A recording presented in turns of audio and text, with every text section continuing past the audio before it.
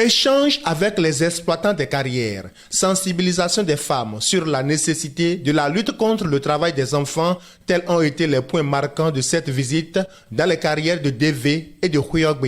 Une visite dont la synthèse faite à Lokossa a permis aux préfets du Mono et du Koufo de marteler leur engagement à lutter davantage contre le mal. Je sais que les réflexions vont nous permettre d'ici à là de trouver des solutions appropriées.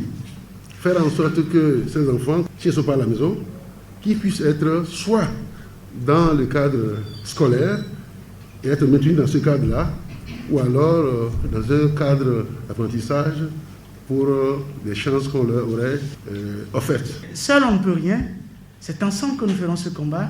Et donc, vous recevoir ici pour nous, c'est un appui de taille pour montrer que ce n'est pas une affaire de département, mais c'est un problème d'envergure et que au sommet, vous portez avec nous cette lutte. La représentante de l'UNICEF au Bénin a saisi l'occasion pour faire le point de la lutte contre le travail des enfants dans le monde, en Afrique et au Bénin. Le travail des enfants est un phénomène mondial contre lequel la communauté internationale s'est engagée. L'Afrique subsaharienne, malheureusement, est la région où le pourcentage et le nombre d'enfants abstreints au travail des enfants est le plus élevé.